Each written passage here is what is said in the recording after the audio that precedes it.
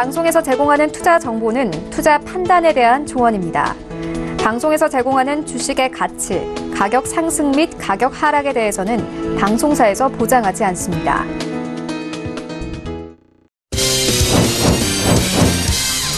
네, 오늘의 주요 헤드라인 소식입니다.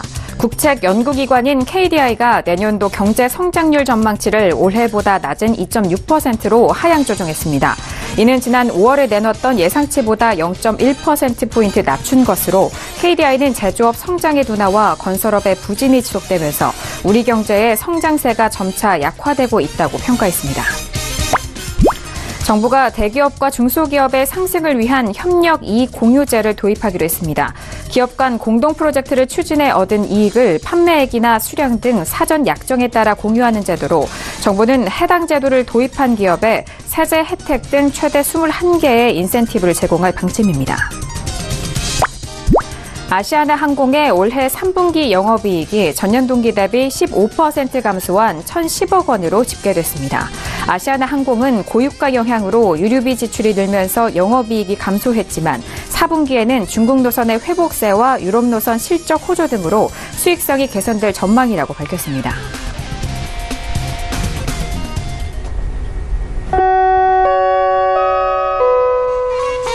네, 안녕하세요. 평택촌놈 정석투자 MC 김은혜입니다. 자, 오늘은 화요일장이었습니다. 자, 미국 중간 선거를 앞둔 시점에서 시작은 혼조세로 마무리가 된 상황인데요. 중간 선거가 예측 불가로 이어지고 있는 가운데 시장은 불확실성에 대한 해소에 목말라하는 모습으로 좀 경계감을 드러낸 모습이었습니다.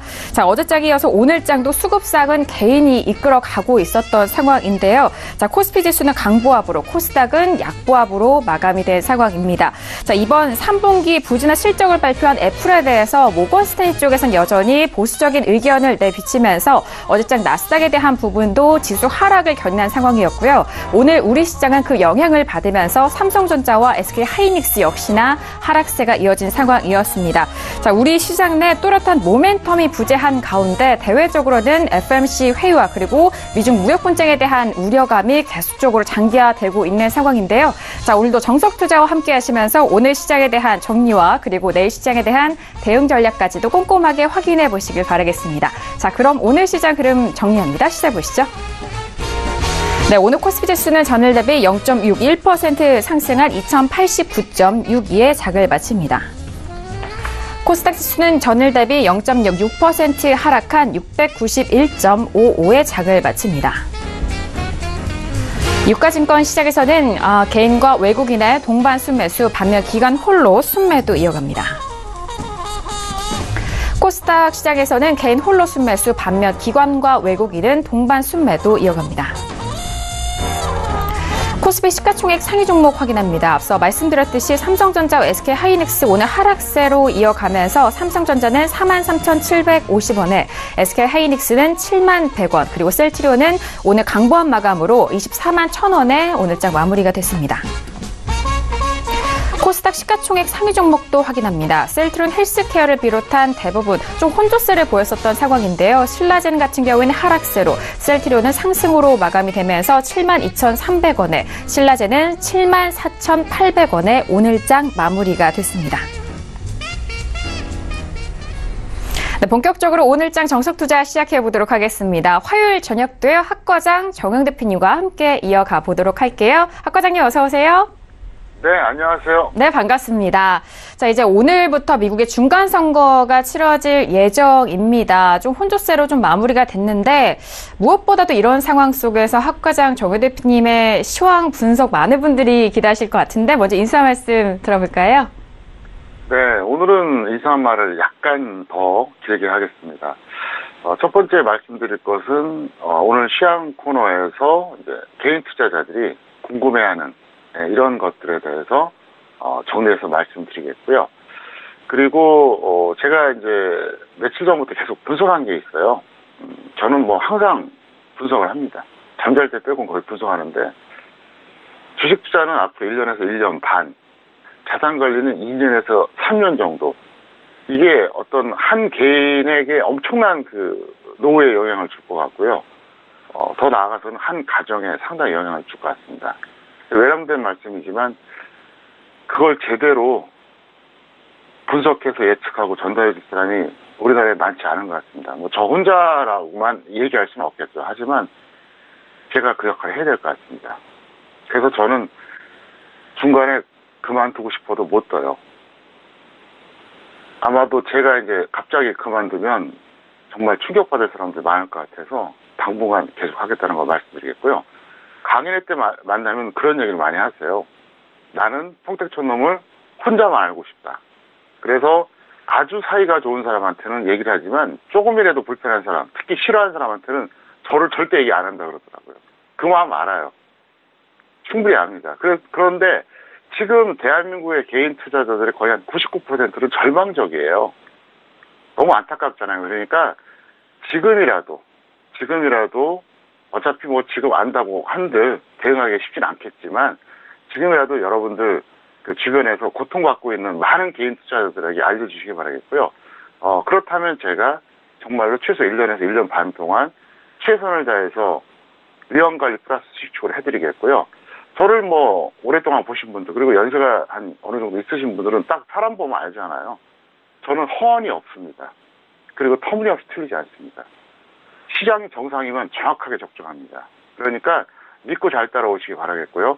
저도 저의 어떤 개인적인 사생활 이런 것들 전부 다 사실상 포기한 상태로 하루하루 이렇게 일에 전념합니다. 18년 동안 저는 휴가 간 적이 한 번도 없어요. 장중을 비운 적이 없습니다.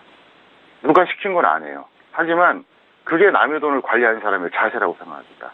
그래서 어쨌든 저는 적어도 끝까지 최선을 다할 것이니까 여러분들이 널리 좀 알려주셔서 이 방송 더 많이 보게 좀 도와주시기를 바랍니다.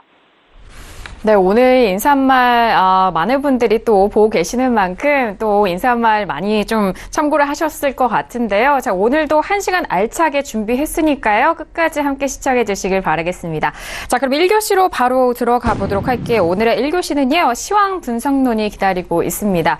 일단 시장에 대해서는 미국 쪽에 대한 빅 이벤트도 있고 어제장에 이어서 오늘장도 개인 쪽에서의 수급 상황이 좀 뒷받침되고 있는 상황인데 좀 큰 등락은 없어 보이는 듯합니다. 그렇다면 먼저 시황에 대한 부분과 그리고 관심 종목까지 만나볼 텐데요. 자, 먼저 시황 분석을 먼저 들어보도록 하겠습니다. 학 과장님, 네, 분석 도와주실까요?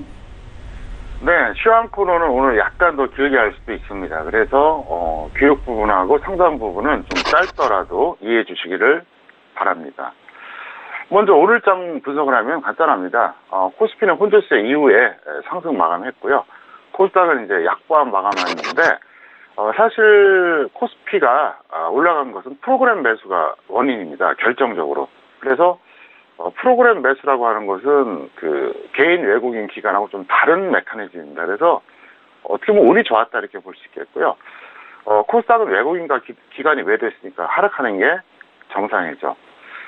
제가 항상 수정지수 얘기하잖아요. 수정지수. 수정지수가 뭐냐면 저는 어떤 그 지수가 있으면 그 표면지수라고 이제 표현합니다. 항상 가감을 해요. 표면적으로는 지수가 얼마인데 여기서 어떤 때는 올리기도 하고 어떤 때는 내리기도 합니다. 그래서 이제 그거는 이제 저만의 그 전매 특허예요. 수정지수라는 표현 자체를 들어본 적이 없을 겁니다. 제가 말씀드리는 모든 내용들은 100% 제가 다 독창적으로 연구 개발한 겁니다. 그래서 아마 처음 듣는 용어가 많을 겁니다. 제가 만들어내는 용어예요, 사실은. 근데 수정지수로 환산하면 오늘 코스피는 약 10포인트 전후 정도 거품입니다. 그걸 참고하시길 일단 바란다 이렇게 설명을 드리겠습니다. 왜 그러냐? 물론 오늘 10포인트 정도 오버됐다고 해서 무조건 내일 뭐 빠진다, 내일 종가가 뭐 하락이다 이렇게 단정할 수는 없지만 10포인트 정도 거품이라는 것을 알고 대응하는 것과 그렇지 않고 대응하는 것은 엄청난 차이가 발생합니다. 예를 들어서 이거예요. 내일 보합으로 출발해서 보합으로 유지된다. 그러면 실제로 플러스 10이 오버된 거예요. 반대로 내일 10포인트가 내려가잖아요. 그러면 정상이라고 보셔야 됩니다. 그걸 10포인트 빠졌다고 보면 안 된다는 거예요. 그리고 개인 투자자들이 궁금해하는 거 세 가지가 뭔지 알고 있습니다. 첫 번째, 시황의 추세가 궁금하실 거예요. 두 번째, 단기적인 시황도 궁금할 겁니다. 세 번째, 미국 지수도 궁금할 겁니다.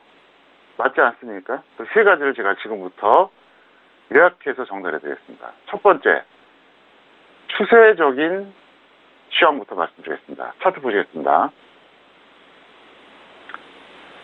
이제는 여러분들이 잠꼬대 할 정도로 알죠. 하도 많이 얘기해서 2월 초순에 대세하락 선언하고 4월부터 제가 2000이 깨질 거라고 얘기했다 그랬죠. 근데 실제로 5월 초에 2500까지 갔어요. 저를 엄청나게 신뢰한 분들도 참 믿기 어려웠을 거예요. 그런데 결국 10월에 2000이 깨졌지 않습니까? 저는 이걸 4월부터 계속 얘기했어요. 한 번 얘기한 것도 아니고요. 지속적으로 얘기했습니다. 물론 오프라인에서 이렇게 얘기를 했어요. 7월부터 이 방송을 통해서 전달했고요. 그래서 제가 여러분들에게 결정적으로 사실 그동안 기회를 다 드렸다고 생각해요. 그래서 지금까지 위험관리 못하신 분들은 죄송한 표현이지만 점점 더 어려워질 수가 있다는 걸 먼저 말씀드리겠습니다. 무슨 얘기냐? 대한민국에서 그 누구도 말하지 않았던 그 시점에서 말하고 나서 2500까지 돌파했던 상황에서도 저는 말을 안 바꿨어요. 2000 깨질 거라고 얘기했습니다. 근데 결국 깨졌잖아요. 그럼 추세적인 시황을 지금 제가 얘기해 드릴게요. 초과 하락은 매우 유력합니다. 100%라고 볼 수는 없겠지만 99.9%예요. 여기서 한 달이 지나고 두 달이 지나고 세 달이 지나고 네 달이 지나고 6개월, 1년이 지났을 때 지금보다 높기보다는 낮을 가능성이 상당히 유력합니다. 시청자 여러분, 이 방송 이제 얼마 안 된 분들 있잖아요. 시청한 지. 그럼 그분들 놀랄 겁니다. 정말 어떻게 저럴 수가 있나 싶잖아요. 특히 시청자들이 경악하는 대목이 뭐냐면 어떻게 2월 초에 대세 하락을 선언할 수가 있나. 저만의 분석 노하우예요. 저는 주식시장 내적인 것만 보지 않습니다. 외적인 것도 보고요. 온갖 그 분석 메커니즘이 머릿속에 다 들어있어요. 그래서 그렇게 선언한 거고, 사실 시청자분들에게는 제가 기회를 다 드린 거예요. 여기서 2500 갈 때도 2000 깨진다 그랬으니까 기회 드렸죠. 9월 말에도 뭐라 했습니까? 2000선 깨지기 전에 마지막 탈출기라고 얘기했어요. 분명히 이렇게 얘기했습니다. 자, 2500선에서는 무려 500포인트 빠졌고요. 9월 말 대비로 봐도 350포인트 이상 빠졌어요. 엄청난 시그널을 준 건데 아마도 제가 지금 전달한 내용이 크게 틀리지 않을 겁니다. 한두 달 같은 경우는 모르겠지만 앞으로 6개월, 1년 뒤에 지수를 예측한다면 지금보다는 하단입니다. 하단이에요. 확실해요. 근데 또 너무 절망하지 마세요. 왜냐하면 한두 달 뒤에 또 어떤 상황이 바뀌어서 제가 그럴 수도 있어요. 더 이상 지수 안 빠지고 대세상으로 갈 수도 있다. 왜냐하면 상황이 바뀌면 또 분석 내용이 달라질 수 있잖아요. 근데 현재 기준은 그렇다는 겁니다. 현재 상태로 봤을 때는 6개월, 1년 뒤에 지금보다 지수가 더 내려가면 내려갔지 절대로 올라갈 가능성이 희박합니다. 매우 희박하다는 거. 이걸 첫 번째 말씀드리겠고요. 두 번째, 단기 시황이죠. 자, 단기 시황은 여러분들이 지금 포인트가 뭐냐? 그걸 겁니다. 주식을 잘 모르는 사람들조차도 야, 이거 장은 망가진 것 같은데 도대체 어디까지 올라갈 거야? 이걸 고민할 거예요. 이거를. 솔직히 말한다면 여기서 2100을 못 넘거나 넘어도 계속 갈 확률은 매우 희박합니다. 그걸 꼭 말씀을 드리겠습니다. 그러면 최근에 이제 제 방송을 본 지 이게 길어야 길어야 한 달, 짧으면 2, 3주 된 친구들은 절망할 겁니다. 근데, 최소한 2달 이상 보신 분들은 제가 기회를 너무나도 많이 드렸다는 걸 알아요. 6개월 이상 보신 분들은 오히려 좋았죠. 위험 관리하고 수익 추구 성공할 엄청난 찬스를 준 거예요. 그래서 제가 얘기하는 거예요. 지금 늦었다고 생각하지만 아직도 길게 보면 늦지 않았습니다. 여기서 시청하셨던 분들은 정말 천운이었죠, 천운. 여기서 시청하신 분들도 운이 상당히 좋은 겁니다. 여기도 그렇게 나쁜 건 아니었어요. 근데 지금도 마찬가지입니다. 수태적으로 봤을 때는 더 빠지고요. 확실합니다. 단기적으로 봤을 때도 여기서 2100을 못 넘거나 넘어봤자 크지 않아요. 그래서 언젠가는 현재 지수대가 아득할 때가 올 겁니다.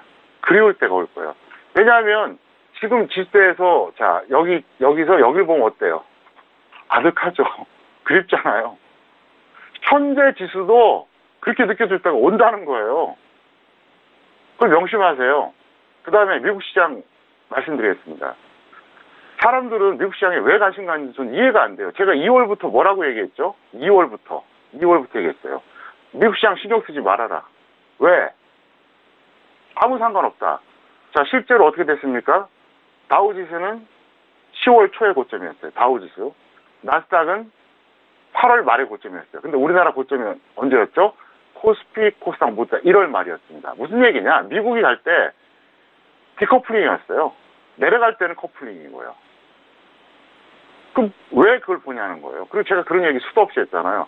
트럼프 이전의 주식시장과 트럼프 이후의 주식시장은 완전히 메커니즘이 다르다. 그걸 모르는 거예요. 그래서 한국의 증권사와 주식 전문가들 또 개인 투자자들이 왜 올해 이렇게 피해가 많았냐면 다 그거예요. 미국은 저렇게 가는데 뭐 반등 나오겠지 이러다가 놓친 거예요. 맞지 않습니까? 그런데 그 패러다임의 변화를 감지하지 못한 거예요. 저는 2월부터 그랬잖아요. 이거 쳐다볼 필요 없다. 그렇게 됐잖아요, 지금. 그게 저하고 다른 모든 분석가들의 결정적인 차이예요. 어쨌든 그리고 최근에 무슨 중간 선거, 미중 무역 전쟁 그거 상관없어요. 중간 선거에서 공화당이 이겨봐야 번전이고요. 지금은 악재밖에 없습니다. 그 다음에 미중 무역 전쟁 제가 그 얘기 할게요. 자, 다우지수가 10월 초부터 급락했잖아요. 한국도 역시 급락했습니다. 그래서 사람들은 미중 무역 전쟁 어쩌고저쩌고 하는데 그럼 나는 얘기하고 싶어요. 그러면 10월 초부터 급락하기 이전에는 무역 전쟁을 안 했냐고요. 했잖아요. 했음에도 불구하고 올라갈 때는 올라갔고 내려갈 때는 내려갔기 때문에 아무 상관이 없다는 얘기예요, 그게. 왜 거기에 쓸데없는데 목숨을 거냐고요. 그리고 제가 항상 그 얘기 했잖아요. 저는 주식을 분석할 때, 특히 시장을 분석할 때 15가지 요소를 항상 딱 세팅해놔요. 그래서 끄집어냅니다. 지금은 2개, 지금은 5개. 이걸 믹스해요. 그 다음에 귀납적 방식으로 추론을 합니다. 가감을 시켜요. 그래서 여기서 더 가냐 마냐. 그게 저의 어떤 분석 노하우예요. 근데 지금은 그 미국의 어떤 그 정치 상황이라든가 미중 무역 전쟁 이거 아무 쓰잘데 없어요. 그거 볼 때가 아니에요. 지금 다른 걸 봐야 됩니다. 다른 거를. 네, 다른 거는 제가 아직은 공개하지 못하겠고요. 제 분석 노하우니까 어쨌든 별로 중요하지 않다. 여기까지 말씀드리겠습니다. 네, 오늘의 시황 분석론 먼저 시황에 대해서 점검을 해드렸습니다. 코스피와 코스닥 오늘 양시장에 대해서는 좀 혼조세로 이어갔었던 상황 속에서 좀 갈렸던 모습인데요. 일단 코스피 시장 안에서는 프로그램 매수가 원인으로 보여집니다. 그리고 코스닥 시장 안에서도 역시나 혼조세 이후에 약보합으로 마감이 됐는데 외국인과 기관의 매도세가 이 지수 하락을 견인했다라는 점까지 다시 한번 시황 분석 도와드렸습니다. 그렇다면 오늘 화요일장 시장 안에서 주요로 보셨던 관심 종목도 확인을 해보도록 할게요. 자, 학 과장님, 오늘 시장 안에서 관심 있게 보셨던 종목들은 어떤 종목일까요?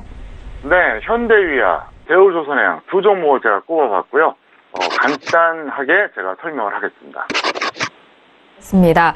자, 일단 오늘 시장 안에서는 운수장비 업종이 좀 2%대로 좀 상승을 보였었던 상황 속에서 오늘의 관심 종목은 현대위아와 그리고 대우조선해양을 꼽아주셨는데 구체적으로 조금 더 상세한 분석을 들어보도록 할게요. 학 과장님, 네, 분석해 주실까요? 현대위아는 상당히 억울한 주식이에요. 평택촌놈 기술특허 적정주가에 의하면 무려 15만 원짜리입니다. 적정주가가. 근데 지금 얼마예요? 네, 33,000원대입니다. 최근에 3만 원 깨진 적도 있어요. 정말 너무너무 억울한 주식이에요. 그래서 이거는 어쨌든 최근에 그 하락이 하락을 거듭하다 반등 중이니까 조금 더 홀딩으로 매도하시고요. 미보자는 근데 따라가지 마세요. 왜? 추세는 아니기 때문에 그렇습니다. 차트 잠깐 보시겠습니다. 현대위아 사실 좋은 회사예요. 근데 이게 어디까지 갔죠?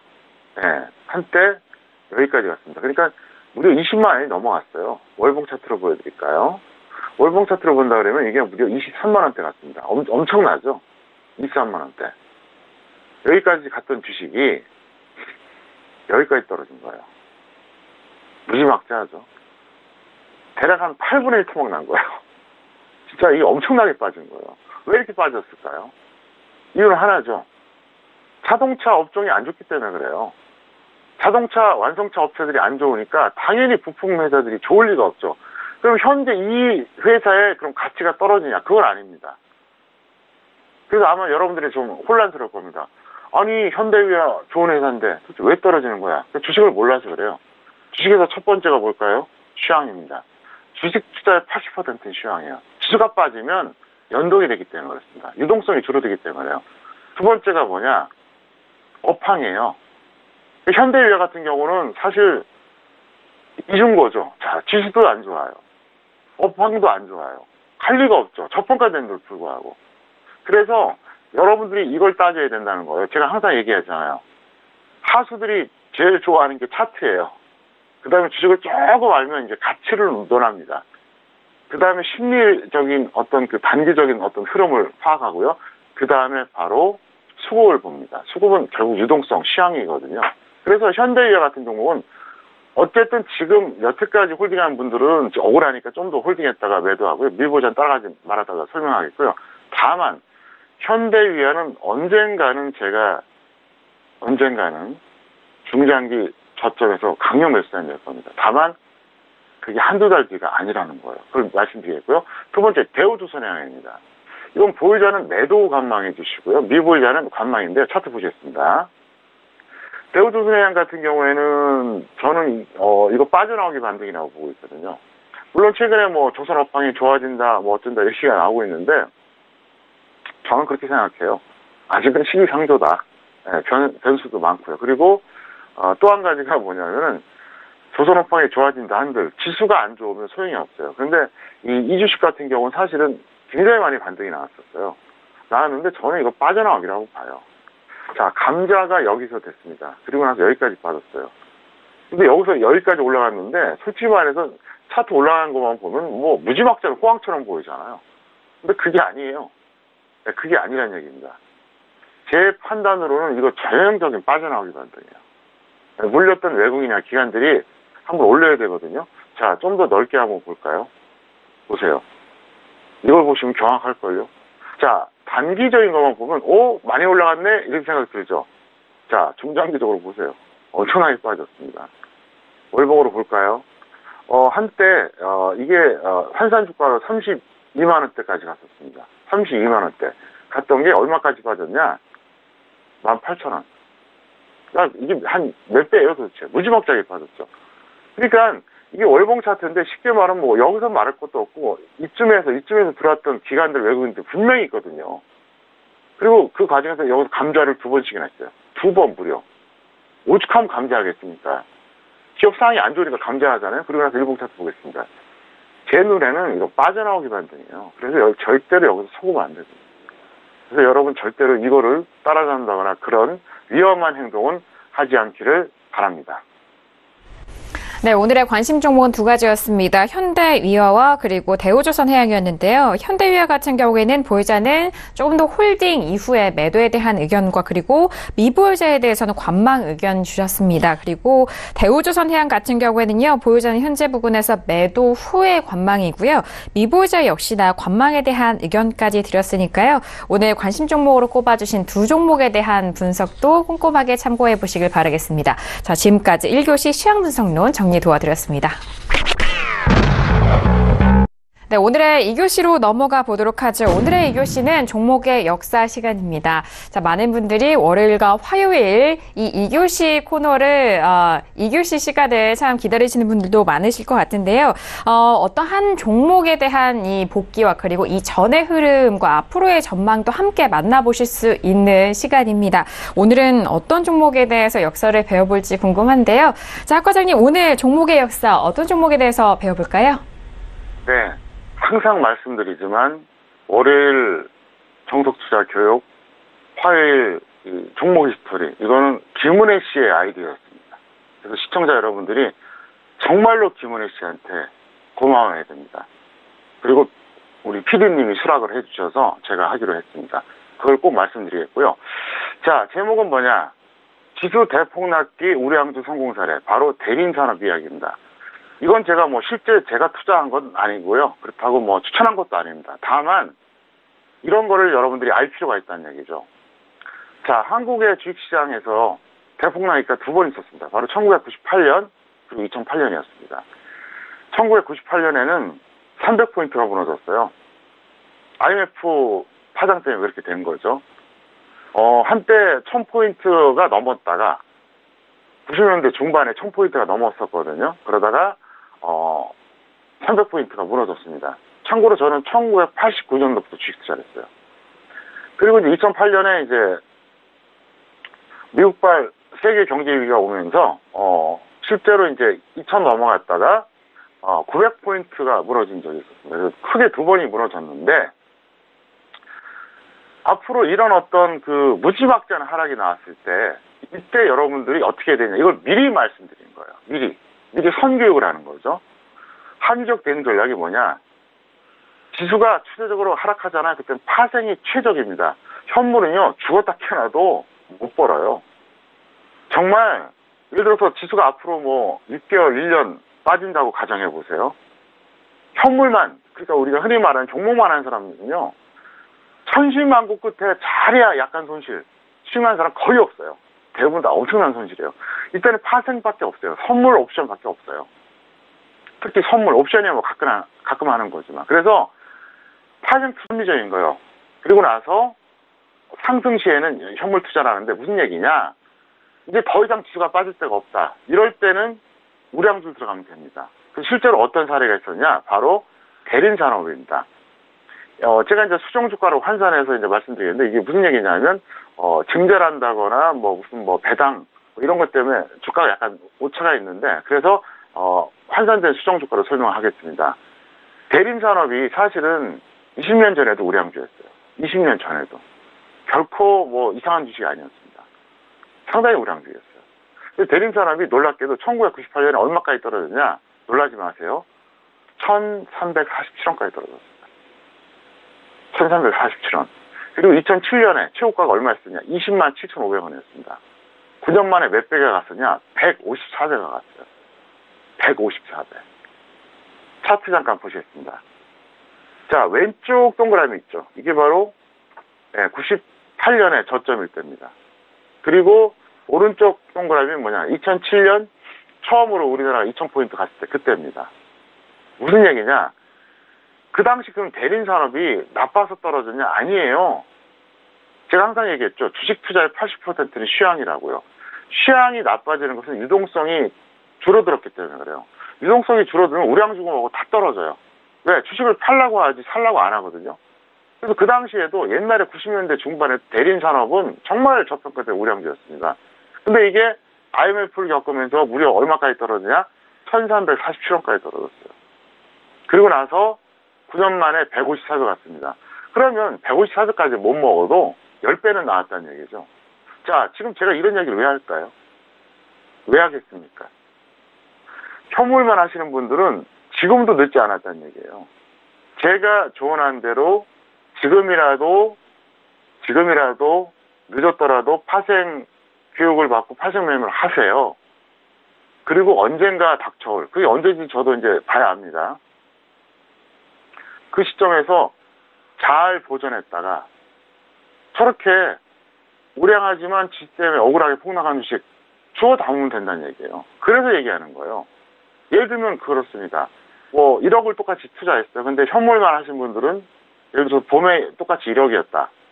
이분들은 지금 반토막 이상 나시는 분들이 많아요. 그래서 봄에 3, 4월에 1억을 투자했던 분 중에서 현물만 하신 분들은 지금 5천이면 양반이고 이미 마이너스 7천 간 분들이 있어요. 그럼 이제 3천 남은 거거든요. 반대로 서울경제TV 방송 보시고 하신 분들은 어떨까요? 다 약간씩은 다르겠지만 서울경제TV 보시면서 위험관리하고 수익청 하신 분들은 어때요? 일단 안 까먹었거나 제 취향을 듣고 파생하신 분들은 어떨까요? 1억이 지금 엄청날걸요? 최소한 1억 5천, 심하면 한 3억도 있을 겁니다. 왜 그러냐? 봄부터 얘기했잖아요. 2천 깨질 거라고. 그러면 바보가 아닌 한 2,450에서 2,500 사이 어떻게 해야 될까요? 선물 매도 쳐놓고 팔짱 끼고 있었으면 되는 거예요. 여행 갔다 왔으면 떼돈 벌었어요. 그럼 이런 얘기를 제가 지금 왜 하겠습니까? 왜 이 강의를 하겠어요? 이유가 있다는 거죠. 제가 어제도 그런 말씀 드렸잖아요. 제가 하는 말, 제가 쓴 글은 다 행간의 의미가 있어요. 단편적으로 보시면 안 돼요. 저 절대 단순한 사람 아닙니다. 제가 어떤 식으로도 뭔가 표현하는 것은 투자자들한테 모든 걸 다 전달하는 메시지라고 보시면 돼요. 그리고 제가 항상 얘기하지 않습니까? 저는 뭐 근본 없는 사람이 아닙니다. 대학 나왔고요. 교사 출신이에요. 대학 교수도 했어요, 저는요. 그러니까 제가 나름대로 논리적이고 합리적인 어떤 이성을 갖고 있다는 얘기예요. 그래서 제가 지금 이 강의를 왜 하는지 한번 깊게 생각해 보세요. 현물하신 분들은 지금이라도 나중에 잘 빠져나왔다가 대응을 하셔야 되는데, 잠깐 다시 또 코스피 보겠습니다. 참 이 말하기가 정말 가슴이 아픈 게요. 저를 늦게 보신 분들은 속된 말로 지금 정말 막 속이 터질 겁니다. 내가 왜 서울경제TV를 늦게 봤나? 내가 왜 평택촌을 늦게 봤나? 아마 지금 미쳐버릴 거예요. 저는 수도 없이 들었어요. 여기서는 까짓 지나갑시다. 자, 여기서 제가 정말 무료 방송까지 하면서 5월 1주차가 반등 고점이다. 끝난다. 그 얘기 다 했죠. 여기서 정말 2천 깨지기 전에 마지막이다. 그때만 참고했어도 이렇게까지 피해를 보지 않았을 거예요. 지금 개인 투자들은 절망하고 있잖아요. 그리고 최근에 여기저기서 제가 계속 지수 하락한다 그러니까 뭐 어쩌고저쩌고 말이 많이 나오는데, 저는 그 얘기 꼭 하고 싶어요. 봄에 2천 빠진다고 얘기할 때 저는 얼마나 스트레스 받겠습니까? 얼마나 용기가 필요하겠습니까? 제 분석이 확실히 있으니까 그렇게 얘기하는 거예요. 그냥 해설이나 하는 사람 같으면 그렇게 얘기 안 합니다. 엄청나게 노력해서 분석했고요. 용기가 있으니까 그걸 던진 거예요. 틀리면 내가 감수하고 맞으면 여러분들한테 돌아가는 거잖아요. 이게 저는 주식 전문가의 자세라고 생각합니다. 하려면 제대로 하라는 거죠. 우리나라 현재 지금 상황이 아주 이상해지잖아요. 2450, 2500에서 막 여기저기서 뭐 대세 상승 유지된다. 2300 여름에서는 뭐 바닥이다. 계속 많이 나왔는데, 지금이라도 늦지 않았으니까 제가 주식 전문가들이나 증권사 직원들한테 얘기할게요. 지금도 늦지 않았어요. 위험관리 주력하세요. 이미 동그라미 3개 중에서 두 번째, 세 번째에서 이미 그 얘기 다 전달했어요. 그리고 제가 9월 말에 뭐라 했습니까? 제가 이 방송 통해서 계속 얘기했어요. 아직도 늦지 않았으니까 이 주식 투자와 관련된 업종에 종사하신 분들, 이번에 마지막 기회가 될 수 있으니까 정말로 2천 깨지기 전에 마지막이다. 그러니까 투자자들한테 위험을 알려라 이렇게 얘기를 했어요. 근데 아무리 얘기해도 소용이 없더라고요. 네. 다들 2300 저는 바닥이라 그랬잖아요. 그래서 2350 가니까 또 날아간다 그랬잖아요. 이것도 이해해요. 왜? 고점에서 매도 사인 낸 적 없으니까 아래에서 매도하라는 말 못한다는 것도 다 알고 있습니다. 제가 주식 전문가면 거의 20년 가까이 하고 있어요. 그러니까 모르진 않아요. 다만 어쩌면 제가 지금 드리는 이 멘트가 또 한 번 아쉬움으로 다가올 수도 있다는 얘기예요. 그래서 오늘 제가 이렇게 길게 얘기하는데, 어쨌든 지금 제가 대림산업을 왜 얘기했을까? 그리고 왜 이토록 이렇게 주장할까? 이걸 여러분들이 명심하시기 바라겠고요. 현재 시점으로는 6개월, 1년 뒤에 지수는 분명히 내려가 있습니다. 만약에 1, 2개월 뒤에 뭔가 상황이 변화가 온다. 그럼 제가 수정할게요. 저는 말은 바꾸지 않지만 수정을 합니다. 그리고 당당하게 얘기합니다. 그리고 항상 제가 고뇌하고 모든 고민은 제가 다 해결해 드리겠습니다. 여러분들은 이 방송 보시고 저만 잘 따라오시면 돼요. 그리고 항상 얘기하죠. 투자는 혼자서 판단하거나 딱 한 사람 참고하는 게 현명한 거예요. 여러 사람 본다고 되느냐? 아니에요. 그건 절대 아니에요. 여러 사람, 다수가 오히려 실패하고 소수가 성공하는 게 세상 이치인데, 투자는 더 그렇잖아요. 극소수가 성공하는 거예요. 여러 사람 얘기 들어봐야 아무 소용없습니다. 그래서 전 얘기하고 싶어요. 아예 내 것만 보던가 아니면 다른 사람 보던가, 그것도 아니면 혼자 하시라는 얘기입니다.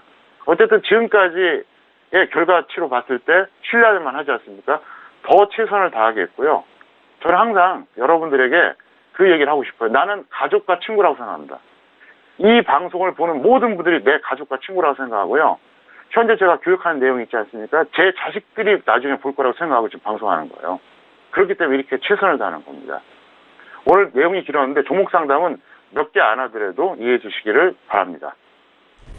네, 오늘의 2교시 종목의 역사 시간을 통해서 알아본 종목은요, 대림산업을 통해서 시장에 대한 상황 더욱더 좀 다시 한번 좀 분석을 도와드렸습니다. 그리고 그 밖에도 현재 시장 안에서 여러분들께서 좀 참고하실 만한 내용도 또 추가적으로 조언의 말씀도 드렸고요. 전반적인 시황에 대한 부분과 앞으로 좀 대응하셔야 될 부분까지도 다시 한번 정리 도와드렸습니다. 자, 이어서 선생님 질문 있을 시간으로 넘어가 볼게요. 오늘도 다양한 질문들 접수해 주셨는데요. 첫 번째 질문부터 확인해 보도록 하겠습니다. 자, 오늘의 첫 번째 질문은 끝자리 1674님의 질문입니다. 대한광통신을 6,770원에 비중 30% 질문 주셨는데요. 자, 오늘장의 대한광통신 종가 확인합니다. 오늘은 약보합 마감이고요. 5,270원에 마무리가 됐습니다. 자, 학 과장님 먼저 첫 번째 질문 학점부터 확인해 볼까요? 네, D학점입니다. 왜 그러냐면 시황을 무시한 무리한 매수가가 문제예요. 그래서 D인데 반등 시 최대한 고점 매도 주력하자 설명드렸고요. 잠깐 차트 보시겠습니다. 자, 여기서 보신 거예요. 여기서 매수하셨어요. 자, 10월 초부터 지수가 급락했잖아요. 아무리 개별주라 그래도 이때 무리하게 매수하면 안 되죠. 그래서 시황을 참고하지 않았기 때문에 제가 D학점을 드렸습니다. 네, 첫 번째 질문, 대한광통신은 일단 시황에 대해서 좀 함께 좀 영향을 같이 좀 분석을 함께 안 하신 것 같아요. D학점에 대해서 좀 확인이 됐고요. 반등 시 최대한 고점 매도에 좀 주력하시면서 시장 상황과 그리고 시황 상황에 적용을 하셔서 대응을 해보시길 바라겠습니다. 자, 이어서 다음 질문도 확인해 볼게요. 끝자리 3858님의 질문이고요. 뷰역스를 매수가 42,000원에 비중 70% 실으셨습니다. 자, 뷰역스 오늘장의 종가는요, 강보합 마감이고요. 32,950원에 마감이 됐습니다. 학 과장님, 뷰역스는 어떻게 보실까요? 네, F학점입니다. 전형적인 주식투자 초보자입니다. 이분은 교육부터 다시 받아야 돼요. 이렇게 하면 결국은 손해봅니다. 손절 20 또는 40에서 매도해 주시고 관망이 필요한데요. 차트 보시겠습니다. 여기서 70%를 베팅하신 거예요. 그래서 여기서 손절 안 하고요. 또 본전 거의 다 왔는데 또 미련이 남아서 못 던지고요. 여기까지 또 홀딩하고요. 또 여기서 또 홀딩. 이분은 기준이 없는 거예요. 기준이 없어요. 수익이 나는 구간이 없으니까 계속 홀딩을 하겠죠. 근데 이렇게 하면 안 되는 거예요. 그럼 시간은 시간대로 허비하고요. 기회를 다 날리고요. 정신적으로 육체적으로 고통받잖아. 우리가 주식 투자를 왜 합니까? 인간답게 살기 위해서 하는 거예요. 행복하기 위해서. 근데 주식을 해도 고통을 받잖아요. 그럼 안 하는 것보다 못하지 않습니까? 여러분, 평택촌놈의 정석 투자를 통해서 인간다운 주식 투자를 하시기 바라겠고요. 제가 아까도 말씀드렸죠. 99%의 개인들은 지금 절망하고 있으니까 평소에 내가 좀 사이가 안 좋았던 사람, 좀 심하게 말하면 좀 재수가 없다고 생각하는 사람조차도 이 방송 보게 해서 여러분들이 넓은 아량으로 많이 좀 알려주시길 바랍니다. 네, 뷰역스에 대한 학점은요, F학점이 확인됐습니다. 비중도 좀 많이 실으셨고, 현재 부근에서 좀 아쉬운 상황인데요. 손절은 마이너스 20% 또는 마이너스 40% 먼저 오는 가격대 매도 후에 관망해 보시길 바라겠습니다. 자, 이어서 다음 질문도 확인해 보시죠. 끝자리 6843님의 질문이고요. 삼성전기를 매수가 11만 2천원의 비중 25%에 대한 질문을 주셨습니다. 자, 오늘장 삼성전기에 대한 부분은요, 6% 넘게 밀리면서 12만 5,500원에 마감이 됐습니다. 좀 밀렸지만 그래도 현재 수익을 보고 계신 상황인데 학 과장님은 어떻게 보실까요? 네, 만약에 저평가라면은 A학점인데 그래도 B학점은 됩니다. 왜? 과정이 합리적인 매수 가격입니다. 그래서 수익 플러스 15 또는 5% 또는 15%에서 매도하세요. 그러니까 위로 가면 15, 아래로 가면 5잖아요. 왜 그러냐? 차트 보시겠습니다. 이분은 시황을 100% 고려한 거죠. 자, 이 종목 우량주인가요? 개별주인가요? 우량주잖아요. 제가 10월 말에 그랬잖아요. 반등 나올 거다. 그럼 그때 딱 들어간 거잖아요. 정확하게 들어가신 거예요. 시황 무시하고 여기서 들어간 사람들은 얼마나 지금 고생했겠습니까? 지금도 고생하고 있잖아요. 그죠? 그래서 주식 투자의 80%는 시황이라고 하는 겁니다. 그래서 이분 어쨌든 잘하셨고요. 앞으로도 우량주는 이렇게 하시기를 바랍니다. 네, 삼성전기에 대한 부분은 비약점 확인이 된 상황입니다. 수익은 5% 또는 15% 먼저 오는 가격대에 목표가를 설정을 하시고 매도 후에 관망에 대한 의견까지 참고를 해보시길 바라겠습니다. 자, 오늘도 선생님 질문 있을 시간을 통해서 다양한 질문들에 대한 상담 도와드렸습니다. 저희가 말씀드린 내용에 대해서는요, 투자 판단에 대한 조언이고요. 해당 상품의 가치와 수익률을 보장하지 않는다는 점 오늘도 다시 한번 유의해 주시길 바라겠습니다.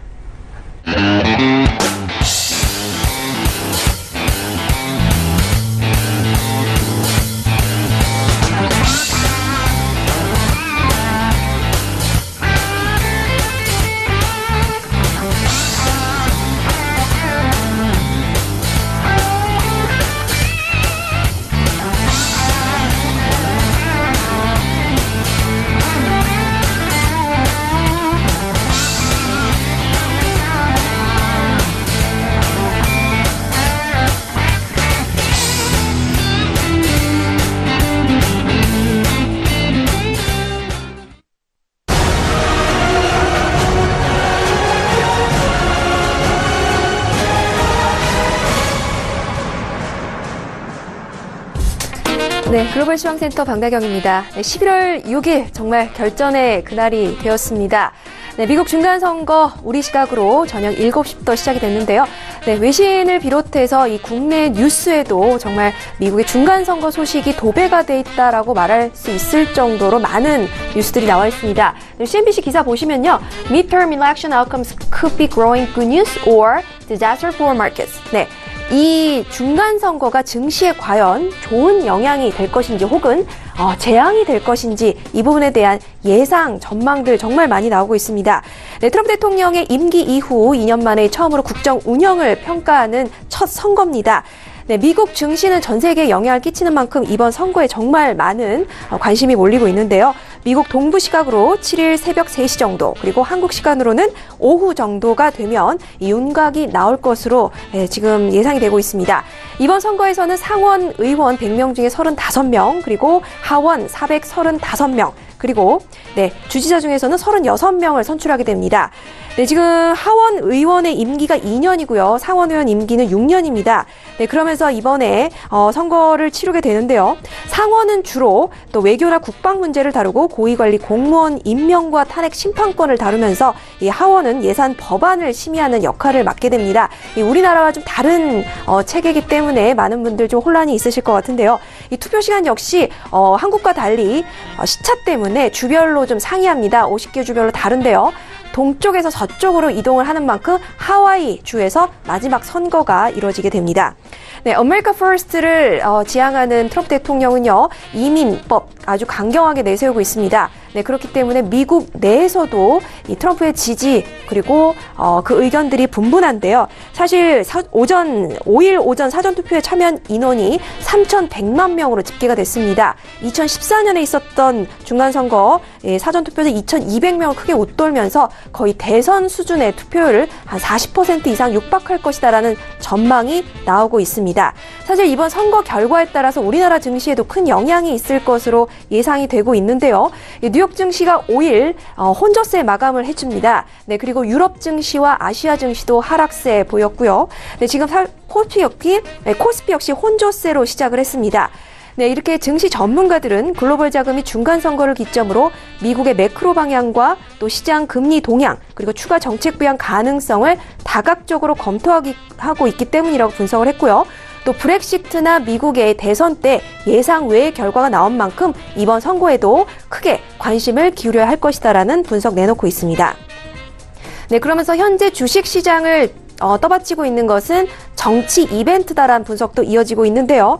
한편 이 시나리오 세 가지에 대한 전망이 외신 쪽에서 지배적으로 나오고 있습니다. 가장 지배적인 의견은요. 상원은 공화당 그리고 하원은 민주당이 지배하는 이런 시나리오입니다. 예산 법안을 하원이 지니고 있기 때문에 예산안을 볼모 잡아서 무역 분쟁에 대한 속도 조절을 하원이 할 것으로 예상이 되고 있습니다. 네, 그러면서 무역 분쟁이 좀 더 완화될 것이라는 움직임 나오고 있고요. 또 위험자산 선호 심리가 높여져서 한국 및 신흥국 증시의 연말 증시 랠리 기대감이 좀 높아질 수 있다는 분석 나오고 있습니다. 네, 그러면서 한편 이 부분은 좀 예상된 결과이기 때문에 큰 변화는 없을 것이다라는 이야기도 나오고 있고요. 또 한편 이제 두 번째 시나리오는 상원과 하원을 모두 공화당이 지배하는 시나리오입니다. 사실 국정 수행 지지율 지난달에 여론조사를 했더니 47% 트럼프 지지율이 나왔습니다. 취임 이후 가장 높은 수준인데요. 네, 그렇기 때문에 가능성도 없지는 않다라는 분석입니다. 미국 주가지수가 반등 가능성을 지금 시사를 하는데요. 개인 소득세율 인하를 영구화하는 세계 개편이 추진되면서 경기 확장을 일으킬 수 있다는 분석입니다. 네, 그리고 중국에 대한 압박이 계속될 거기 때문에 변동성은 좀 확대될 것이라는 우려고요. 또 마지막으로 민주당이 상하원 모두 지배할 경우는 좀 최악의 상황이 될 것이다라고 예상이 되고 있습니다.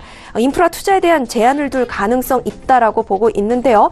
이 외에도 미국 연준의 FOMC 그리고 30일 있을 G20 회의에도 관심이 몰리고 있습니다. 네, 그러면서 아까 말씀드린 대로 아시아 증시, 중국 증시 역시 하락 마감했고요. 홍콩 증시는 상승 마감했다는 소식까지 마지막으로 덧붙여서 말씀드리도록 하겠습니다. 이상 글로벌 시황센터 박나경이었습니다. 네, 11월 6일 미국 중간선거 날입니다. 그리고 현지 시각 말고 우리 현지 한국 시간으로는 이제 내일 오후 정도에 또 결과가 좀 나올 것으로 예상이 되고 있는데요. 그렇다면 내일 우리 시장에 대한 전망 학과장 정은 대표님과 함께 짚어보도록 하겠습니다. 자, 학과장님, 내일 수요일장입니다. 어떻게 전망하실까요? 이렇게 시장을 보시면 될 것 같아요. 코스피 2100선을 기준으로 장중, 종가 기준 돌파 여부를 주목하세요. 예를 들어서 장중도 돌파하고 종가도 돌파한다. 그러면 뭐 그게 비정상이든 뭐가 됐든 조금 더 반등 나온다고 보시면 되고요. 장중이든 종가든 둘 다 돌파가 안 된다. 이러면 끝난 거예요. 반등 끝난 거예요. 근데 애매할 경우가 있죠. 장중은 돌파했는데 종가는 돌파 못한 경우가 있어요. 이러면 혼조세고요. 그래서 아주 간단하게 보시면 될 것 같고요. 미국의 중간선거 또 미국의 추세 관심 많은데 저는 별로 관심 없어요. 차트 잠깐 보시겠습니다. 이게 다우존스예요. 다우존스입니다. 다우존스. 자, 1월 하순에 고점 찍은 건 어때요? 한국하고 똑같죠? 한국도 1월 하순에 고점 찍었잖아요. 근데 한국이 계속 내려갈 때 미국은 이렇게 올라갔어요. 그리고 나서 다시 미국이 10월 초에 급락할 때 한국은 더 빠졌어요. 무슨 얘기냐? 미국이 반등 나요. 처음에 1월 하순에 고점 찍은 건 똑같은데 그 이후에 그러니까 9월 말까지 미국은 어쨌든 계속 올라갔어요. 근데 한국은 계속 떨어졌어요. 그리고 나서 10월에 급락하니까 한국도 같이 급락했거든요. 그러니까 이게 지금 최악이죠. 미국이 올라갈 때는 디커플링, 내려갈 때는 커플링이에요. 그래서 제가 얘기하는 거예요. 여기서 중간선거가 어떻게 되든 미국이 어떻게 되든 뭐가 그렇게 중요한데요. 이미 금년 내내 보셨잖아요. 그리고 제가 2월 이후부터 얘기했잖아요. 미국 지수 볼 거 없다고요. 패러다임이 바뀌었다. 트럼프 이전과 이후는 시장 자체가 달라졌어요. 왜? 트럼프라는 사람의 특성 때문에 그래요. 저는 트럼프에 대해서 그 한 명을 분석한 내용에 대해서 강의도 전 2시간 할 수 있어요. 트럼프가 어떤 사람이고 이 사람이 어떤 심리고 어떤 마인드고 그래서 앞으로 어떤 정책이 나올 거고 중국하고는 어떤 연관이 되고 한국의 어떤 경제적 주식 측면에서 어떤 영향을 미칠 건지 전 그걸 해줄 수 있어요. 저는 깊이는 없지만 제가 박학은 아니지만 다식한 편이거든요. 그래서 저는 그런 것까지 다 얘기해 줄 수 있는데 어쨌든 제가 했던 얘기 똑같습니다. 미국 별로 중요하지 않으니까 한국만 잘 보시기를 바랍니다. 네, 알겠습니다. 중간 선거를 앞두고 있는 시장 속에서 많은 분들이 이 변수가 우리 시장에 어떻게 적용될지 그 부분 궁금해하실 것 같은데 학 과장님이 아주 중요한 말씀해 주신 것 같습니다. 참고해 주시길 바라겠고요. 오늘 함께해 주신 학 과장 정호영 대표님과는 여기서 인사 나누도록 하겠습니다. 학 과장님 오늘도 말씀 감사합니다. 네, 감사합니다. 네, 오늘도 정석 투자를 통해서 다양한 소식들과 전략들 도와드렸습니다. 말씀드린 내용에 대해서는요, 투자 판단에 대한 조언이고요. 해당 상품의 가치와 수익률을 보장하지 않는다는 점 다시 한번 이해해 주시길 바라겠습니다. 오늘 저희가 준비한 소식과 내용은 여기까지고요. 저희는 내일 이 시간 10시 다시 돌아오도록 하겠습니다. 함께해 주신 여러분, 오늘도 고맙습니다.